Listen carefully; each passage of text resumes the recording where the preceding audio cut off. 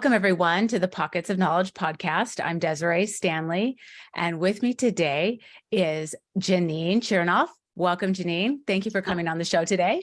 Thank you so much. Happy to be here. Awesome. So we're going to talk about home loans today, but I'd like to start with a little bit of your background. How long have you been in the mortgage industry? Yeah, that's a good question. 40 years.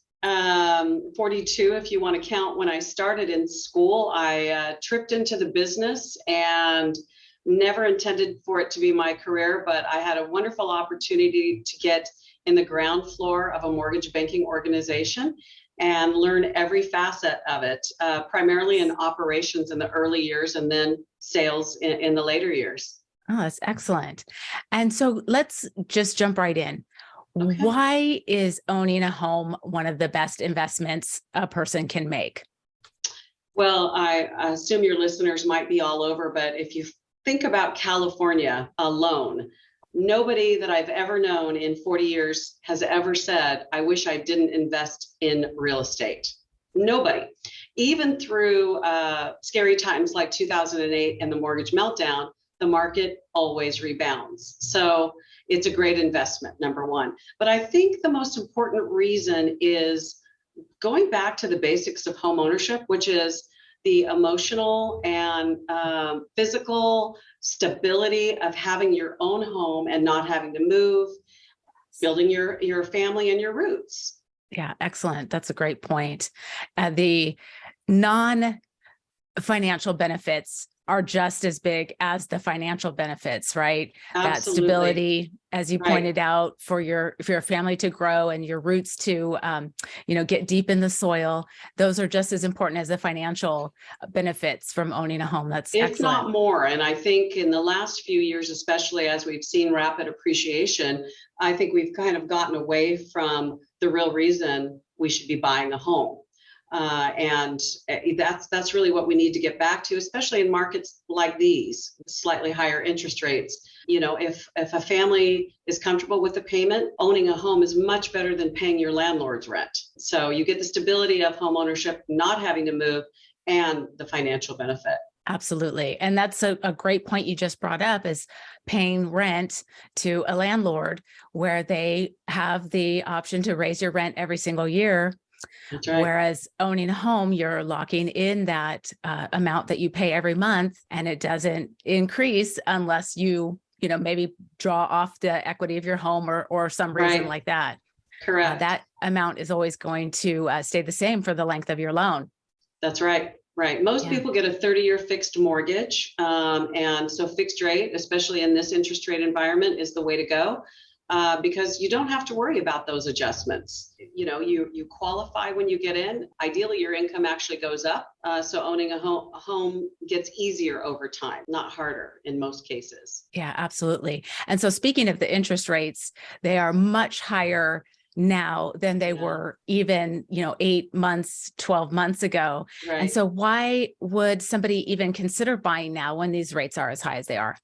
Great question. I think it's perspective. We have to look back over the last 40 years since we really started tracking rates.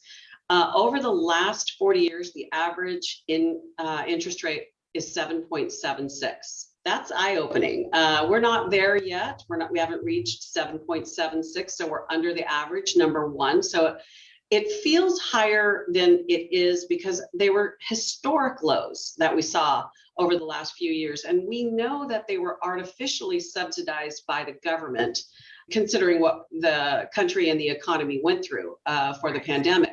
So it was the right decision to make at the time, but it wasn't reality. And a lot of people are having a hard time thinking about, I'm not going to get 2.875. No, you're not. It's gone. And most likely it's gone forever. But it never was really a real rate. So for that reason, rates are still lower than the average. In 1981, right about when I got into the business, interest rates were 13.88. Wow. It's really relative to your income and what you can afford and what you're comfortable with. It isn't the rate that people should be focusing on right now. It's the payment.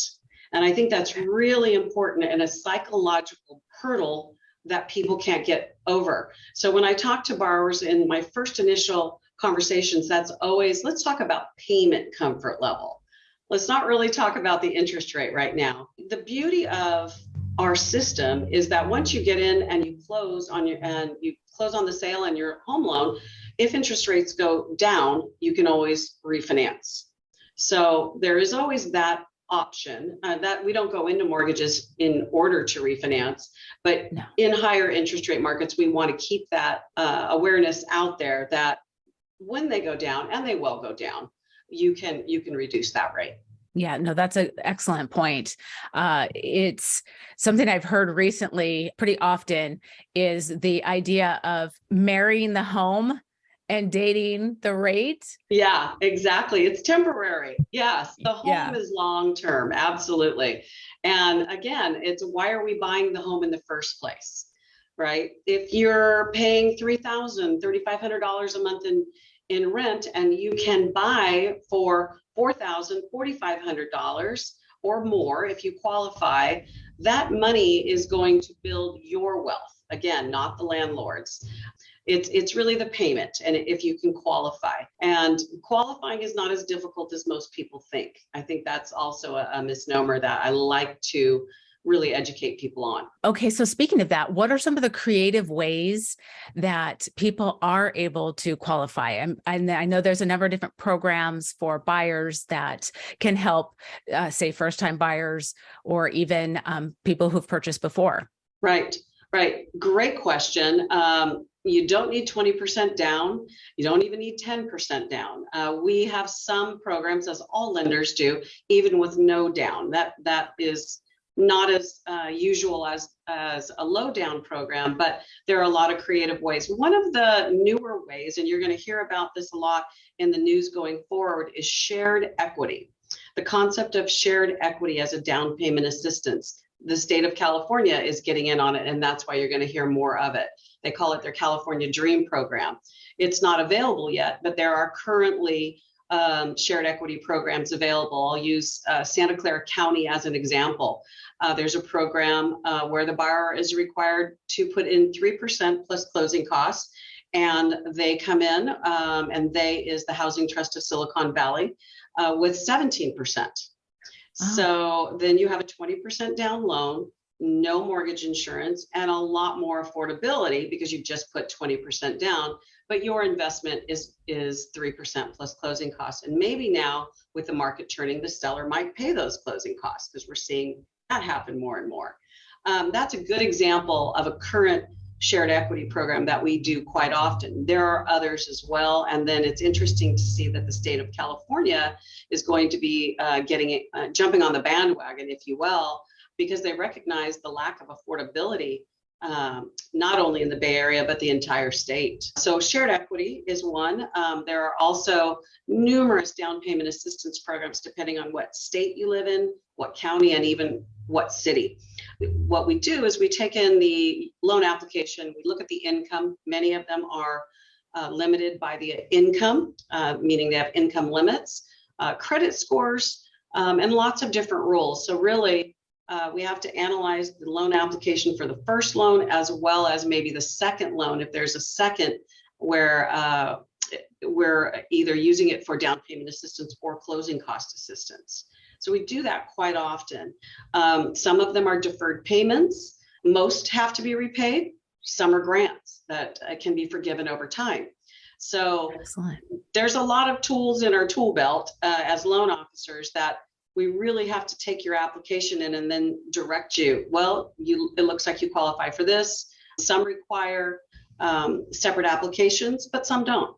It's not as difficult as people think. Oh, that's good to know. And that shared equity is, I have not even heard of it yet. So yeah, completely brand new, right? Yes.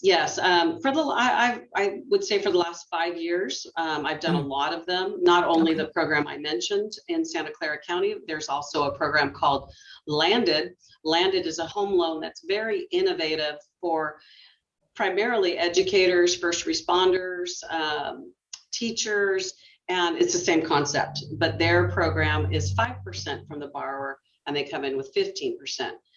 My analogy when I'm talking to borrowers about shared equity is, don't we all wish we had a rich aunt or uncle who said, I'm going to loan you 15% so you can buy a home. And when you go to sell or refinance, I would like to be repaid my 15% plus a return on investment. And that's exactly what shared equity does, is you share a portion of the equity gain, not the principal pay down, which is really smart. The principal pay down, you're paying the mortgage payment and you get the benefit of that equity growth.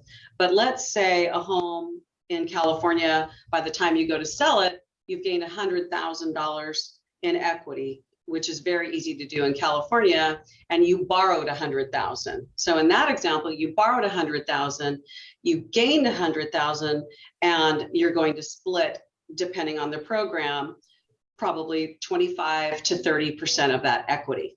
So if you gained 100,000, you're going to owe them, if it's 20%, the 20,000 plus the original 100,000. That's what my rich aunt or uncle would do if I had a rich aunt or uncle. And so it's a very fair business deal, and they're safe. They're recorded deeds of trust. Yeah, we're doing a lot of those these days. Oh, awesome. I have to just share this story. When my husband and I first bought a townhouse in our mid-20s, and that was a long time ago, I'm not going to say, but our interest rate was in the 7s. And we had an 80-10-10 loan. So we put 10% down, Yes. got a second loan for 10%, and then a full loan for the remainder. And so we were able to skip having the private mortgage insurance, which, if you want to go ahead and kind of explain what that means. Yes, absolutely. And we still do those. We call them piggybacks and combos, which is an 80-10-10. So by doing that with a second deed of trust, in that case, it wasn't a shared equity. It was just a second loan that you had to pay back over time. You avoid the mortgage insurance. So mortgage insurance is required to protect the lender because you're putting less down. And so when the lower the down payment, the higher the risk is to the lender. And the risk to the lender is there's two risks, really. One, that you're going to make your payment late, or two, you're not going to be able to make the payment and the house will have to go into foreclosure and the lender will have to take it back. So the monthly mortgage insurance that people pay is into a fund to protect the lender in the event that that were to happen. So nobody wants to pay mortgage insurance. No. So everybody tries any way possible to work with a program that can take it away, because you're not benefiting yourself financially by paying mortgage insurance. No. You, in your example, which is a great example, you benefited yourself by paying down that second instead of paying mortgage insurance to gain equity. So yeah, we do those still quite often. So talking about down payments, are there assistance programs for the closing costs and the down payments? Absolutely. One that we use quite often, I think it's been around 30 years or more, is CalHFA. Everything has an acronym, and I apologize in advance. California Housing Finance Agency. And what CalHFA does is they have FHA financing and conventional financing. And I can describe the differences between the two, but there is a loan for everybody. One might be FHA, one might be conventional, and they come in behind the 30-year fixed first mortgage, and they provide a deferred second loan. And they have a second and a third. Wow. So in that's one of the examples where I was saying somebody could potentially get in with less than 3% down, because they're layering the first, the second, and the third in order to help somebody get in who can qualify for the payment, but just doesn't have the money. And so CalHFA is one that we use very often. And so that second and or third has to be repaid when they refinance or go to sell. If they didn't want to sell for 30 years because they have a 30-year mortgage, they can forget about the second and the third. Some have zero interest rates, some have low interest rates. If it is accruing interest, they don't have to pay it back until they go to sell. Very similar to a student loan. So for those that have student loans, understand the benefits of them. But what I've seen over the years, because I've been doing this so long, is just like in your example of the townhome, is you get your foot in, you get your starter home, you build up your equity. then you repay these loans when you go to sell. I know worrisome for some who think, oh, I don't want to have a second, much less a third. But again, the benefits and the equity growth that you're going to gain over 5 or 10 years is far greater than the loan that you have to pay back, plus the potential interest. Yes, we do that a lot. There are also grants. One local to the Bay Area is called Neighborhood Lift.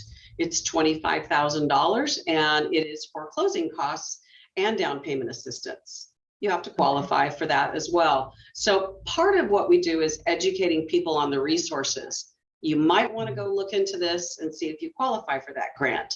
You have to have the patience and the tenacity to know it's not a quick process, but it's definitely worthwhile for some. Now, let's just say I'm somebody who maybe had some difficulties in the past and my credit score isn't so great.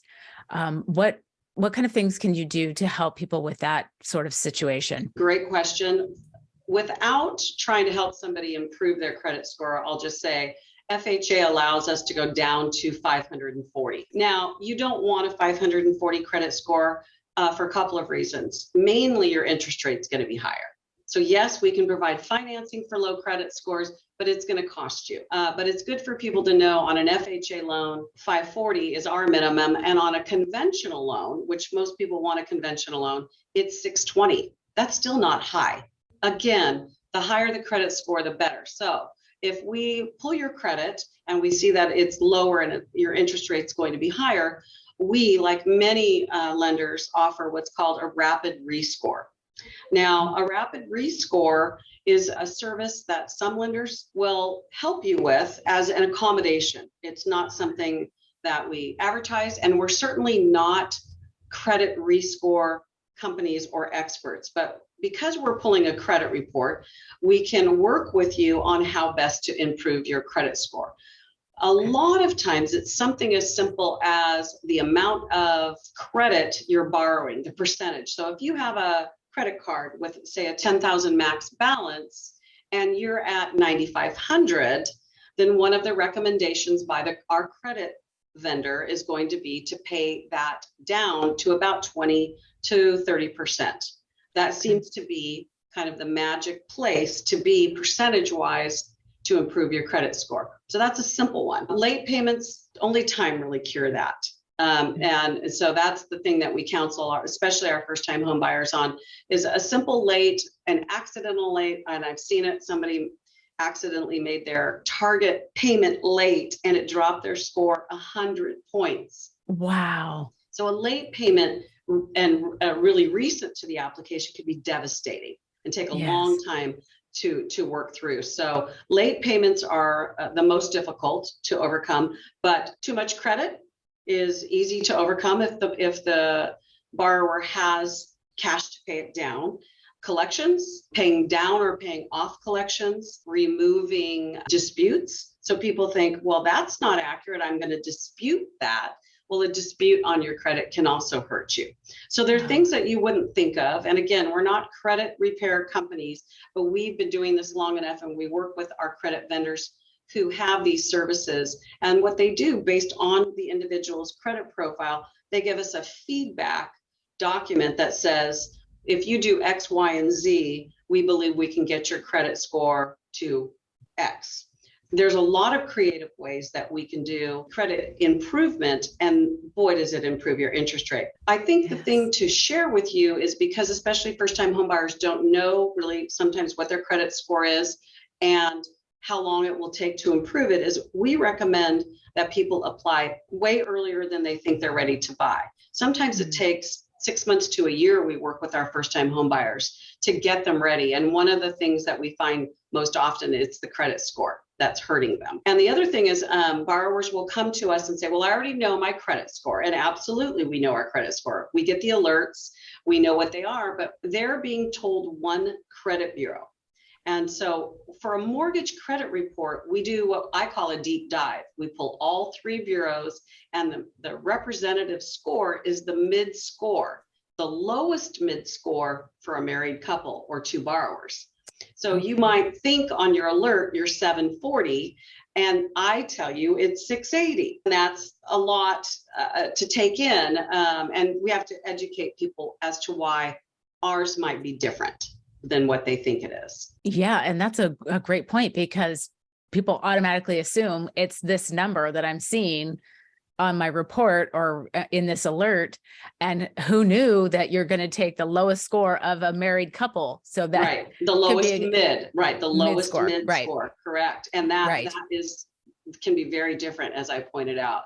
I think that's really something that people need to get educated on. And I always recommend that first-time home buyers especially go to first-time home buyer education. We do that.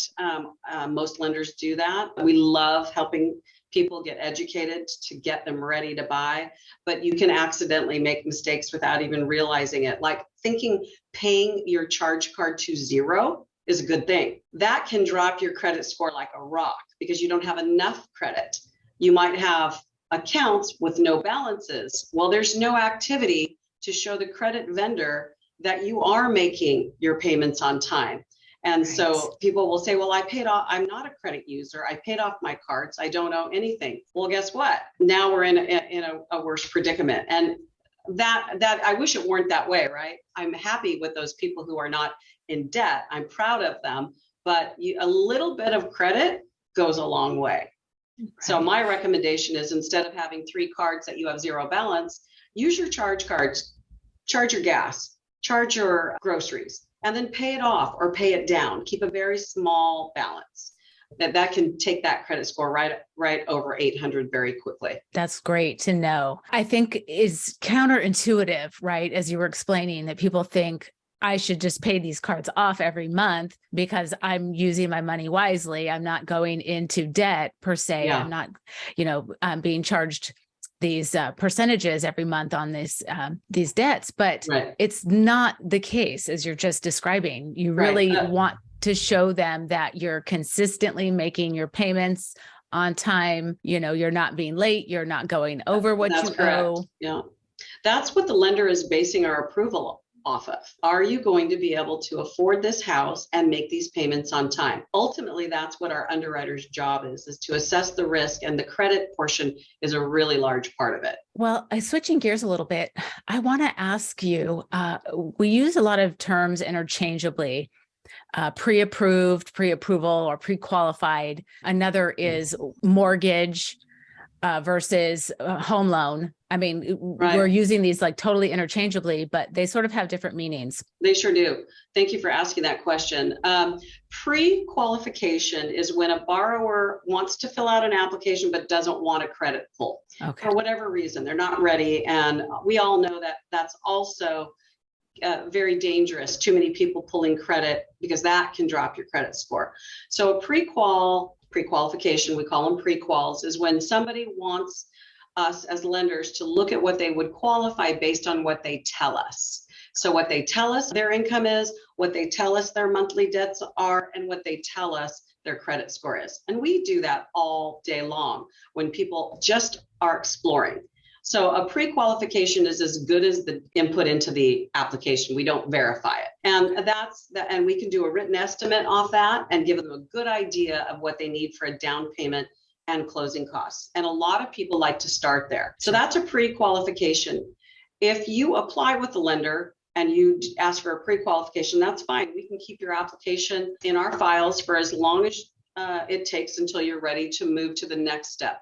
And the next step is pre-approval. So at that point, we are pulling your credit and we are verifying your income. And so what that means is we're collecting your documents. That means verifying your income with your employer. So we're collecting pay stubs and W-2s, getting verification of employment forms, and really validating it to confirm that our numbers are correct. And then we run it through an automated system. All lenders have an automated system, and it's like a first review. It's not a human. Your loan officer is human, but the system is automated. And the loan officer is telling you, yes, based on the information that we verified, this is what you're pre-approved for. So, and a lot of people go shopping based on that pre-approval, and we issue pre-approval letters to real estate agents. We at Guild Mortgage and most lenders take it one step further these days, which is to submit that file to the underwriter. That's the human being. And the underwriter is the one that has the decision-making authority. And so we like to do that. So when the borrowers go out shopping, there are no stones unturned. We have validated everything. We've made sure that the underwriter is going to approve it, subject to acceptable property, of course. And if it's a condo, that the condo project is approved. There's a lot more to it, but what we call the credit package has been reviewed by a human being, an underwriter. And that's when we feel really good to send our buyers and borrowers out to shop for a home. That makes sense. So in terms of mortgage, or, home loan, is there differences in those meanings, or is it really the same? It's the document. That's a great question. Deed of trust and mortgage are the two legal documents that the buyer signs. The deed of trust gets recorded with the county, and that says that the buyer agrees. We've recorded this deed. They owe us $500,000 and they're going to pay us back.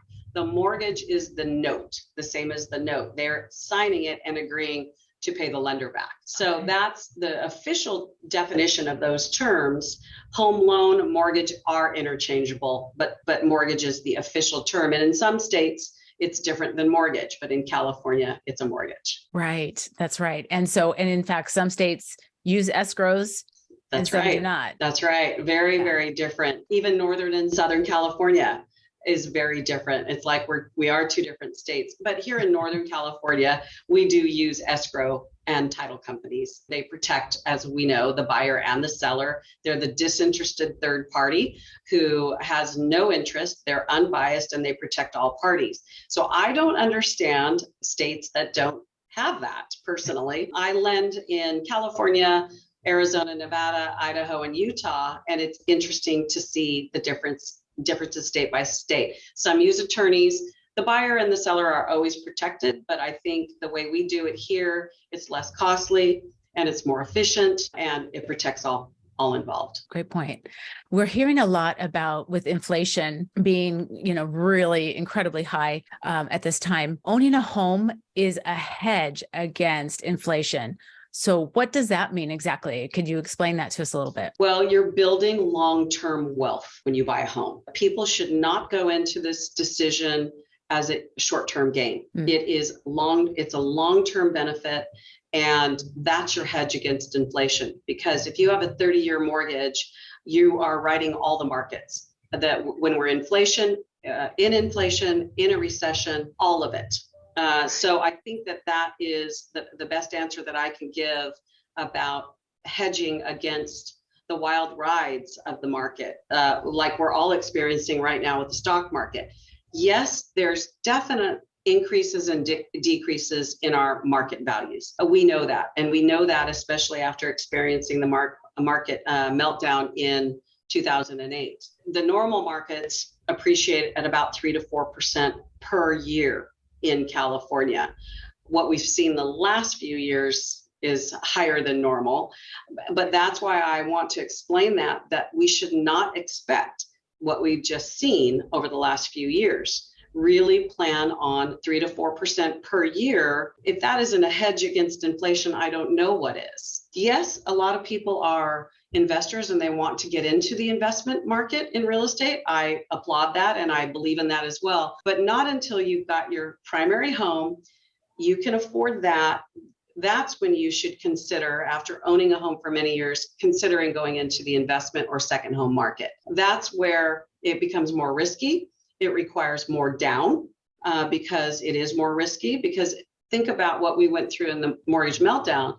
People held on to their primary homes and let their investment in second homes go. That's just the nature of human nature, I should say, is you're going to protect where you live.